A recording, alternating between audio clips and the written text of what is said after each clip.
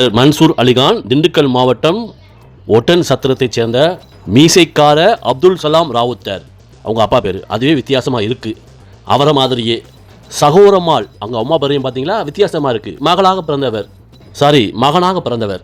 மன்சூர் அலிகானுக்கு நடிப்பின் மீது கொண்ட ஆர்வம் காரணமாக மும்பை சென்று அனில் சௌத்ரியின் ஆர்ட்ஸ் ஒர்க் ஷாப் மற்றும் அனுபவம் வாய்ந்த நடிகர்களிடம் முறையான நடிப்பு பயிற்சியை பெற்றவர். அதன் பிறகு வாய்ப்பு தேடி சென்னைக்கு வந்தார். நடிகர் மன்சூர் அலிகானும் மற்ற நடிகர்களைப் போலவே ஆரம்ப காலங்களில் பல சிரமங்களை எதிர்கொண்டவர். சாதாரண மன்சூர் அலிகான் நடிகர் மன்சூர் அலிகானாக 1990ஆம் ஆண்டு RK செல்வமணி இயக்கத்தில் சத்யராஜ் நடித்த வேலை கிடைச்சிருச்சு திரைப்படத்தின் மூலம் அறிமுகமானவர். ஆனால் அந்த படம் அவருக்கு மக்கள் மத்தியில் பெரிய அளவில் வரவேற்பு கிடையாது. ஏன்னா சத்யராஜ் மன்சூர் அலிகான் 2 பேர் நடிப்பும் கிட்டத்தட்ட ஒரே மாதிரியே தான் இருக்கும்.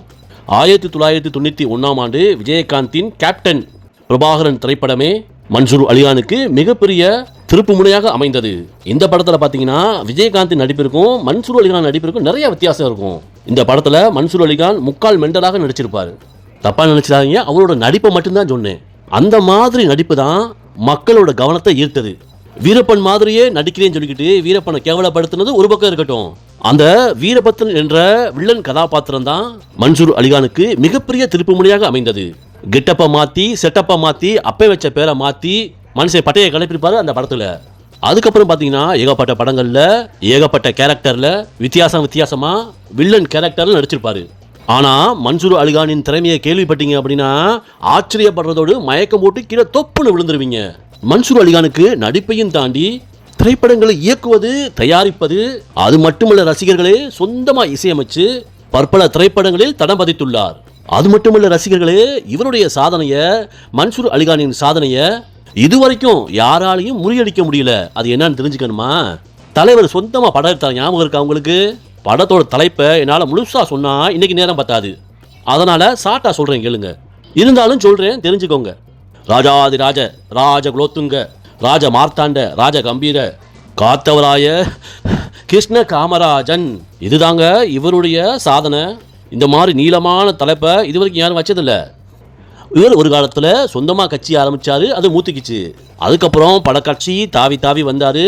எந்த கட்சியிலும் நிலையாக இருந்ததில்லை. இன்னைக்கு சூழ்நிலையை பார்த்தோம்னா தமிழக வெற்றி கழகத்தில் சேர்ந்திருக்காருன்னு நினைக்கிறேன். அது என்னைக்கும் வரைக்குன்னு அவருக்கே தெரியாது. அப்புறம் நமக்கு எப்படி தெரியும்? மன்சூர் அலிகான் பற்றி இதுவரைக்கும் சொன்னது மேட்டரே கிடையாது. இப்போதான் கதைக்கே வர்றேன். மன்சூர் அலிகான் ஏன் அப்படி இருக்காரு? ஒரு மாதிரி அவரை பார்க்கும்போது ஒரு அரை போதையிலே இருப்பார். உண்மையிலே அப்படி இருப்பார் இல்லையான்னு தெரியாது, ஆனால் பார்க்கறதுக்கு அப்படி தெரியும். அது எதனால்? அவருடைய வாழ்க்கையில் நிறைய சட்ட போராட்டங்களை சந்திச்சுக்கிட்டே இருக்காரு. இன்னைக்கு வரைக்கும் சந்திச்சுட்டு தான் இருக்காரு. எல்லாத்துக்கும் ஆரம்பம் ஒன்று இருக்கும்ல, அதை பார்ப்போம் நம்ம. 1998ஆம் ஆண்டு ஸ்னேகா சர்மா என்ற பாரதி சர்மா, இவர் வேறு யாரும் இல்லை, இவருடைய ரசிகை, தலைவர் மன்சூர் அலிகானின் ரசிகை. இந்த ஸ்னேகா சர்மா என்ன பண்ணுறாங்கன்னா, சென்னை வடபழனி காவல் நிலையத்தில் மன்சூர் அலிகான் மீது பாலியல் வன்கொடுமை செய்ததாக புகார் அளிக்கிறார். இதே ஆண்டுதாங்க மன்சூர் அலிகான் தயாரித்த வெட்டு 1 துண்டு 2 திரைப்படம் திருட்டு VCD மூலம் சட்டவிரோதமாக ஒளிபரப்பப்பட்டதை கண்டு கொதித்தெழுந்து சாலையில் இறங்கி தன்னந்தனியாக போராட்டம் நடத்தி போக்குவரத்தையே முடக்கியவர். இந்த மாதிரி எக்கச்சக்கமான போராட்டங்களை பண்ணியிருக்காருங்க. அதனால பாதிக்கப்பட்டவங்க யாரோ ஒருத்தர் அனுப்பி வச்சவங்க தான் இந்த ஸ்னேகா சர்மா. இனி கதைக்கு வரேன். மன்சூர் அலிகான் தன்னை திருமணம் செய்து கொள்வதாக கூறி ஏமாற்றியதாகவும் மயக்க மருந்து கொடுத்து பாலியல் வன்கொடுமை செஞ்சு ஒரு குழந்தையையும் கொடுத்துட்டாருன்னு தான் புகார். இந்த புகாரின் அடிப்படையில் 98 டிசம்பர் 11 அன்று மன்சூர் அலிகான் கைது செய்யப்பட்டு சிறையில் அடைக்கப்படுகிறார். வழக்கை விசாரித்த சென்னை முதன்மை அமர்வு நீதிமன்றம் 2001 மார்ச் 27 அன்று மன்சூர் அலிகான் குற்றவாளி என தீர்ப்பளித்து 7 ஆண்டுகள் கடுங்காவல் தண்டனையும் 7.5 லட்சம் அபராதம் போட்டு அதில் 3.4 லட்சம் உடனே கொடுக்கிறதுக்கு நீதிபதி உத்தரவு போட்டுட்டாரு. இந்த தீர்ப்பு திரையுலகிலும் பொதுவெளியிலும் மன்சூர் அலிகானின் பெயரை நாசம் செய்தன. இந்த சூர்யா சார் நடித்த 6 திரைப்படத்தில் ஒரு பாட்டு வரும் தெரியுமா? துரோகம் துரோகம் துரோகம். அந்த துரோகம் பாட்டு இவருக்கு சரியாக பொருந்தும். அந்த தீர்ப்பை எதிர்த்து மன்சூர் அலிகான் சென்னை உயர் நீதிமன்றத்தில் மேல்முறையீடு செய்கிறாரு. அங்குதான் மன்சூர் அலிகானுக்கு நீதி கிடைக்க ஆரம்பிக்குது. அந்த ஸ்னேகா சர்மா கிட்ட வக்கீல் தாறுமாறா கேள்வி கேட்டதும் அவங்களுடைய வாக்கு மூலம் முன்னுக்கு பின்னா முரணா இருக்குது. அப்படியே கொஞ்சம் கொஞ்சமா ஸ்னேகா சர்மாவோட முகத்திர கிளிய ஆரம்பிக்குது. ஸ்னேகா சர்மா ஆரம்பத்தில் கொடுத்த FIRல பாலியல் வன்கொடுமை செஞ்சிருக்காருன்னு சேர்க்கல. அதன் பிறகு அவங்களுக்கு சாதகமா ஏதோ ஒரு கட்டத்துல தேவைப்பட்டிருக்கு, அதை சேர்த்திருக்காங்க. இப்படி ஏகப்பட்ட விஷயத்துல ஸ்னேகா சர்மா மாட்டிக்கிறாங்க. ஆனா டிஎன்ஏ பரிசோதனையில குழந்தைக்கு அப்பா மன்சூர் அலிகான் இருந்தாலும் உறுதியாயிருச்சு. ஆனால் இருவருக்கும் இடையிலான உறவு பரஸ்பர விருப்பத்தின் பேரில் நடந்ததே தவிர கட்டாயப்படுத்தப்பட்ட வன்கொடுமை இல்லை என்பது நிரூபணமானது. இங்குதாங்க மன்சூர் அலிகான் ஜெயிக்கிறாரு. வழக்கு ஆதாரங்களை ஆராய்ந்த சென்னை உயர்நீதிமன்றம் 2007 ஜூலை 23 அன்று முற்றிலும் விடுதலை செய்தது. அதே சமயம் குழந்தையின் எதிர்கால நலனை கருத்தில் கொண்டு அந்த குழந்தைக்கு சேர வேண்டிய நஷ்டஈட கொடுத்துருங்க அப்படின்னு நீதிபதி உத்தரவு போட்டுட்டாரு. கிட்டத்தட்ட 10 வருஷங்க சட்ட போராட்டம் நடத்தி தான் அவர் தன்னை நிரபராதின்னு நிரூபிச்சிருக்கிறாரு. ஒரு காலத்தில் அவருக்காக ஆரம்பித்த சட்ட போராட்டம் இன்று வரை அவருடைய மகன்களுக்காக சட்ட போராட்டத்தை தொடர்ந்து கொண்டே இருக்கிறார். 2024 அவருடைய மூத்த மகன் அலிகான் துக்ளக் சென்னையில் கஞ்சா தொடர்பான வழக்கில் காவல்துறையினரால் கைது செய்யப்பட்டார். ஆனா அந்த சமயத்துல மனுஷன் என்ன சொன்னார் தெரியுமா? ஒரு அப்பனா ஏனெஞ்சு துடிச்சாலும் தப்பு செஞ்சிருந்தா சட்டம் தண்டிக்கட்டும் அப்படின்னு தான் பேட்டி கொடுத்தாரு. ஆனா இப்ப சமீபத்துல ஏதோ ஒரு பண தகராறு, கொடுக்கல் வாங்கல் பிரச்சனையில பணம் கேட்டு சென்ற அவருடைய மற்றொரு மகன் சண்டையில் ஈடுபட்டதாக லாக்கப்பில் அடைக்கப்பட்டுள்ளார். இதை கேட்டதும் மனுஷன் ரொம்ப நொந்து போயிட்டாரு. அப்போது காவல் நிலையத்திற்கு வெளியே பேட்டியளித்த மன்சூர் அலிகான் தன் மீதான அரசியல் மற்றும் தனிப்பட்ட வன்மத்தினால் ஒரு சாதாரண பண பிரச்சனையை பெரிதாக்கி என்னுடைய மகனை லாக்கப்பில் வைத்துள்ளனர்.